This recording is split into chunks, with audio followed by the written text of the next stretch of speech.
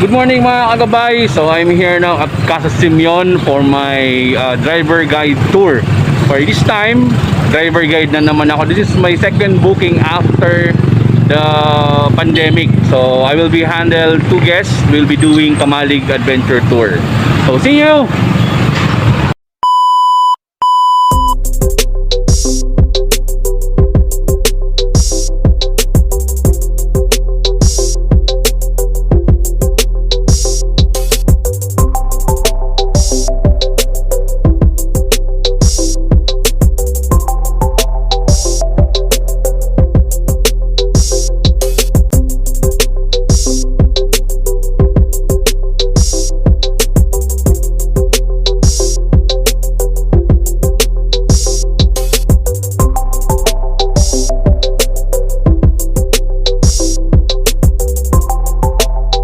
Good morning. So I am Froilan. So just marhay na aldaw. That's our phone way saying good morning. So I will be your driver guide po, ano? Okay. So today we'll be doing a Camalig Adventure Tour. Adventure, mostly we'll be doing some trekking, mga short trek lang po. Okay. Especially cave and then the hills. Then after that, meron tayong viewing deck. Then we have also cave, lake. Okay, so that will be our itinerary. Then after the albay tour, we will send you to Bawa for your ATV adventure. Okay. So sa left side nyo, this is the way going to Alubo. Yan, barangay Alubo. Dan mismo located yung yung airport. And we are now leaving the municipality of Daraga.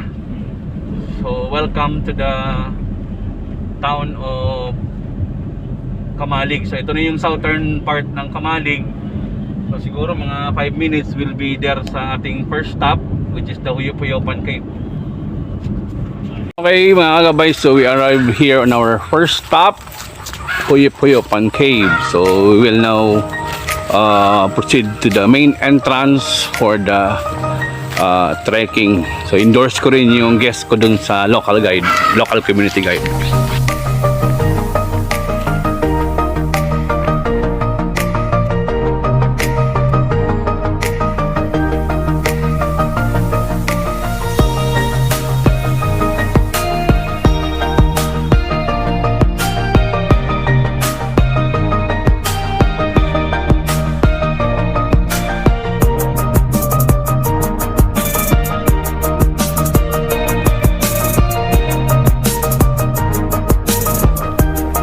So we're already here at Kitinday Hills. So yan, nakita nyo yung picture sa may welcome. So ganyan ang view niya pagdating mo sa taas, makakita. Starting point. Dito lang ako magpa-park. So ano to, ang trekking natin sir, mga 10-15 minutes depende sa pacing going up. So dahan-dahan lang tayo, then pagdating sa taas, hopefully makita natin yung clearing ni Mayon. Okay, so yun ang pinaka diyan, pinaka maganda eh. Okay, let's go. Okay, so we are now moving up to Kitinday. So siguro mga 10-15 minutes ang ating trekking.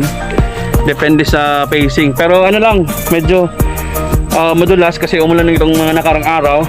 So watch your step lang po.